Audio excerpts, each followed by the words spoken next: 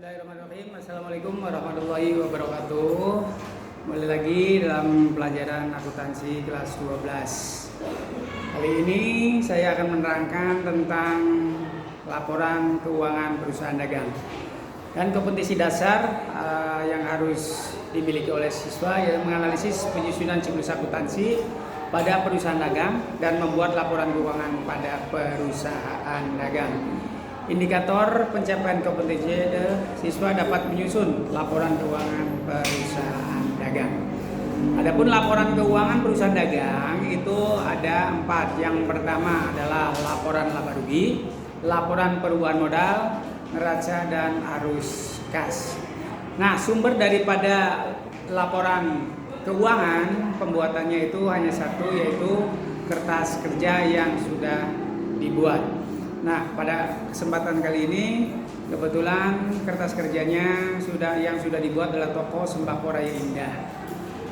Periode per 31 Januari 2021. Nah, kemudian Bapak akan lanjut ke konsep laporan keuangan yang terdiri dari mencari penjualan bersih dengan cara penjualan dikurangi retur penjualan, dikurangi potongan penjualan. Kemudian yang kedua adalah pembelian bersih. Untuk mencari pembelian bersih yaitu pembelian dikurangi retur pembelian, potongan pembelian, dan beban angkut pembelian. Yang ketiga adalah mencari BTUD atau barang tersedia untuk dijual. Rumusnya adalah persediaan barang dagang awal ditambah pembelian bersih. Kemudian mencari HPP atau harga pokok penjualan. Harga pokok penjualan itu adalah BTUD dikurangi persediaan barang dagang akhir. Kemudian mencari laba kotor, yaitu laba bersih, penjualan bersih dikurangi HPP, dan mencari laba bersih sebelum pajak, yaitu laba kotor dikurangi total beban selain pajak, dan laba bersih sesudah pajak, yaitu laba bersih sebelum pajak dikurangi beban pajak. Dan yang terakhir adalah mencari modal akhir. Ada 2 cara ini. Jika perusahaan memperoleh laba, maka modal awalnya ditambah laba dikurangi PV. Sedangkan jika perusahaan mengalami kerugian, modal akhirnya dapat dicari dengan modal awal dikurangi rugi dikurangi PV. Nah, untuk membuat laporan laba rugi, konsep atau format pembuatan laporannya, yang pertama tulis judul dulu. Judul ini adalah nama perusahaan, kemudian jenis laporannya ditulis, misalnya laporan laba rugi, kemudian periodenya. Dimulai dari penjualan kurang retur dan potongan. Ini untuk mencari penjualan bersih. Kemudian mencari pembelian bersih, yaitu pembelian kurang retur dan potongan pembelian plus beban angkut jika ada.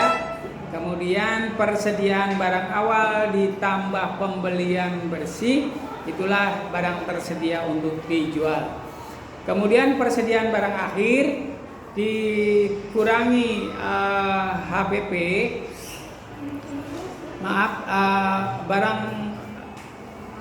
persediaan barang dagang awal ditambah pembelian bersih, itulah BUTD.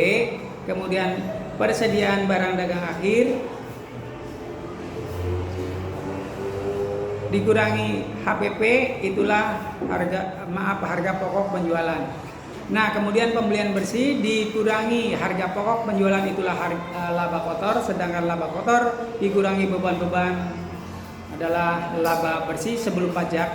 Kalau ada pajak berarti laba bersih setelah pajak, maka laba bersih setelah pajak adalah didapat 570.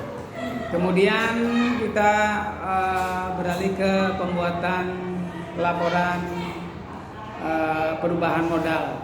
Ini karena perusahaan tersebut mendapat laba, maka perubahan modalnya adalah dengan rumus modal awal plus laba dikurangi PV. Sehingga modal akhirnya didapat modal awal ditambah laba dikurangi PV. Modal awalnya 24.700, ini didapat dari worksheet. Labanya ini berasal dari laporan laba rugi, dan PV-nya itu juga ada di worksheet. Sehingga modal akhir tersebut adalah sebesar 24.970. Nah, ini adalah format untuk membuat laporan perubahan modal seperti biasa, yaitu tulis judulnya, nama perusahaan, jenis laporannya perubahan modal, kemudian periodenya, sehingga modal akhirnya didapat seperti yang terdapat pada layar ini. Kemudian kita beralih ke pembuatan neraca. Neraca itu ada dua sisi, yaitu aktiva dan pasiva. Aktiva itu terdiri dari harta. Ya, kalau melihat dari worksheet di kolom neraca, di sebelah debitnya ada kas, asuransi biaya muka, piutang dagang, persediaan barang dagang, perlengkapan, sewa dibayar di muka, peralatan dikurangi akumulasi penyusutan, sehingga didapat total aktivanya 39.170. Sedangkan kolom aktiva itu terdiri dari utang dan modal, utang dagang, utang bank, utang gaji, dan modal akhir. Sama ketika dijumlah persis 39.170.000 rupiah. Nah, ini adalah format untuk membuat laporan neracanya. Seperti biasa adalah nama perusahaan, kemudian jenis laporannya dan neraca, kemudian periode. Ada dua, aktiva dan pasiva, jumlahnya sama, yaitu 39.170. Nah, itu 3 jenis laporan dalam perusahaan dagang. Satu lagi nanti akan Bapak lanjutkan ke cash flow atau arus kas. Terima kasih, sampai di sini. Assalamualaikum warahmatullahi wabarakatuh.